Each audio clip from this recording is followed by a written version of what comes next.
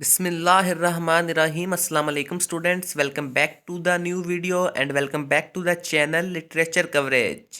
Students, आज की इस वीडियो में हम लोग पढ़ेंगे कि राइम स्कीम का मतलब क्या होता है। तो राइम स्कीम राइम्स का एक पैटर्न होता है जो किसी पोएम या किसी सॉन्ग की हर लाइन के आखिर पर मौजूद होता है।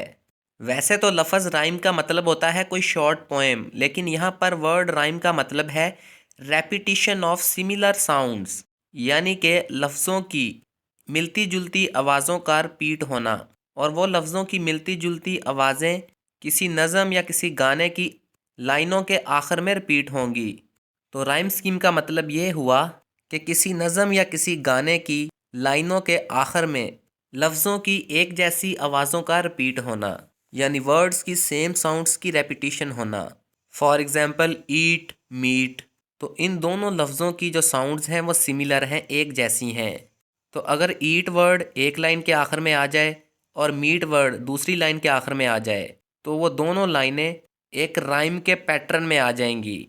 और उस पैटर्न को शो करने के लिए लेटर्स जैसे कि ABCDE इनका यूज़ किया जाता है। पोएम जितनी लंबी हो उस हिसाब से लेटर्स यूज़ किए जाते हैं और राइम स्कीम बन जाती है।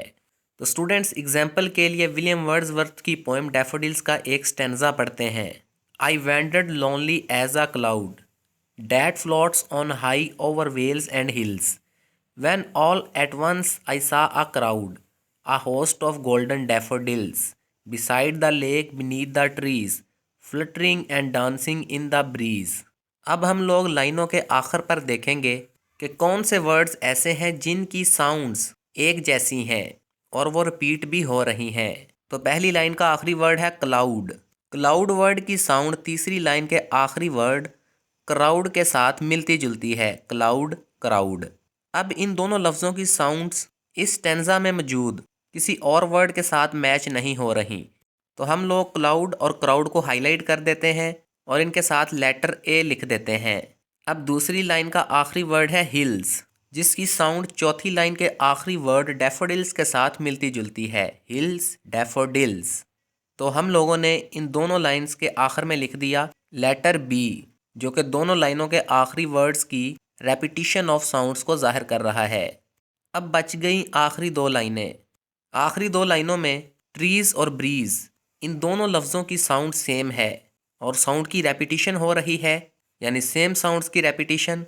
पांचवी लाइन के आखिर में ट्रीज वर्ड आ रहा है और छठी लाइन के आखिर में ब्रीज वर्ड आ रहा है, ट्रीज ब्रीज। तो हम लोगों ने इन दोनों लाइंस के आखिरी वर्ड्स की सिमिलर साउंड्स को जाहिर करने के लिए इन लाइंस के आखिर में लेटर सी लिख दिया।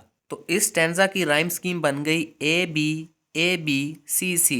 स्टूडेंट्स, अगर एक स्टैंजा की 4 लाइनें हैं और हर लाइन के आखिर में वर्ड्स की सिमिलर साउंड ही रिपीट हो रही है, तो वहाँ पर सिर्फ एक ही लेटर का यूज़ करके राइमिंग स्कीम बनाई जाएगी।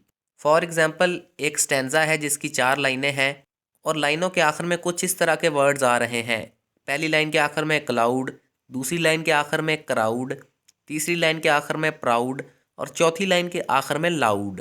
क्लाउड, क्राउड, प्राउड, लाउड, इन वर्ड्स की साउंड्स सिमिलर हैं और रिपीट भी हो रही हैं। तो इस स्टैंजा की राइमिंग स्कीम बनेगी A। तो स्टूडेंट्स, इस तरह से आप लोग किसी भी पोएम की राइमिंग स्कीम लिख सकते हो। अगर एक पोएम के काफ़ी सारे स्टैंजाज हैं तो इसी हिसाब से लेटर्स का यूज़ करके राइमिंग स्कीम लिखी जाएगी। जैसे कि हमने विलियम वर्ड्सवर्थ की पोएम डैफोडिल्स का एक स्टैंजा पढ़ा। पोएम के दूसरे स्टैंजा में लाइनों के आखिर में वर्ड्स की साउंड्स पहले वाले स्टैंजा की लाइनों के आखिरी वर्ड्स की साउंड से डिफरेंट हैं, इसलिए हम लोग वहाँ पर ABC इन लेटर्स का यूज़ नहीं करेंगे। वहाँ पर हम लोग लेटर D से शुरू करेंगे राइम स्कीम। तो स्टूडेंट्स, आपके सामने डैफोडिल्स पोएम का दूसरा स्टैंजा लिखा हुआ है। आप लोग इसकी राइम स्कीम बताओ और लेटर D से आप लोगों ने राइम स्कीम शुरू करनी है।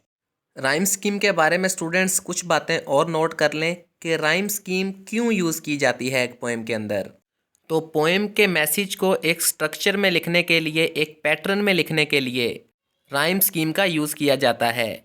और राइम स्कीम की वजह से जो स्टैंजाज होते हैं वो बैलेंस हो जाते हैं और कोई गाना या कोई नज़म एक फ़्लो के साथ राइमिंग स्कीम की वजह से पढ़ी जा सकती है। स्टूडेंट्स, राइम स्कीम पोइट्री का एक लाजमी हिस्सा नहीं है। राइम स्कीम के बिना भी पोइट्री लिखी जा सकती है। अब स्टूडेंट्स, ये एक और क्वेश्चन है जिसका आंसर आप लोगों ने कमेंट सेक्शन में मुझे बताना है कि ऐसी कौन सी नज़म होती है जिसको हम बिना राइम स्कीम के लिख सकते हैं। उस नज़म का नाम बताएं, उस पोएम को क्या कहते हैं। तो स्टूडेंट्स, ये था राइम स्कीम का कंसेप्ट। आज की वीडियो यहीं पेंड करते हैं।